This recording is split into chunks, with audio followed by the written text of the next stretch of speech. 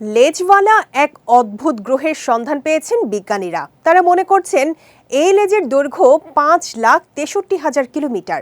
সৌরজগতের বাইরের এই গ্রহ বা এক্সোপ্ল্যানেটের নাম দেয়া হয়েছে ওয়াসপ 69b। লেজওয়ালা এই গ্রহ নিয়ে আরও জানাচ্ছেন সৈয়দ নওশাদ। সৌরজগতের অনেক রহস্যই আমাদের অজানা। এসব অজানাকে জানতে দিন রাত গবেষণা করে যাচ্ছেন বিজ্ঞানীরা। এবার গবেষকরা লেজওয়ালা এক অদ্ভুত গ্রহের সন্ধান পেয়েছেন। গ্রহটির অনেকটা ধূমকেতুর মতো লেজ রয়েছে। বিজ্ঞানীরা মনে করছেন এই লেজের দৈর্ঘ্য 5,63,000 কিলোমিটার। দ্য অ্যাস্ট্রোফিজিক্যাল জার্নালে গ্রহটির লেজ নিয়ে বিস্তারিত তথ্য প্রকাশ করেছেন বিজ্ঞানীরা।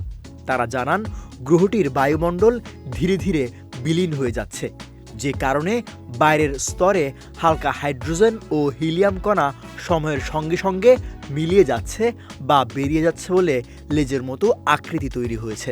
মূলত গ্যাস কণা গ্রহের চারপাশে সমানভাবে পালাতে পারছে না বলেই এই লেজের সৃষ্টি। নতুন আবিষ্কৃত গ্রহটি পৃথিবী থেকে 160 আলোকবর্ষ দূরে অবস্থিত। এটি তার হোস্ট নক্ষত্রের চারপাশে প্রদক্ষিণ করছে।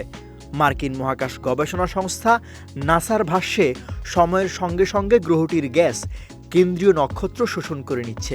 নাক্ষত্রিক বায়ুর কারণে গ্রহের গ্যাসকে লেজের আকারে দেখা যাচ্ছে।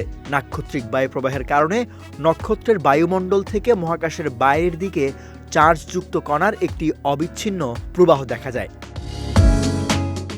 যুক্তরাষ্ট্রের ক্যালিফোর্নিয়া বিশ্ববিদ্যালয়ের জ্যোতির্পদার্থবিদ ডাকোটা টাইলার বলেন, গ্রহের চারপাশে শুধু সমানভাবে বেরিয়ে আসা গ্যাসের পরিবর্তে শক্তিশালী নাক্ষত্রিক বায়ুপ্রবাহের কারণে বায়ুমণ্ডলের কণা গ্রহের পেছনে লেজ আকারে ভাসছে।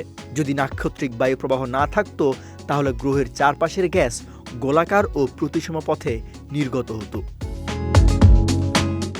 সৈয়দ নওশাদ, বিজয় টিভি, নিউজ ডেস্ক।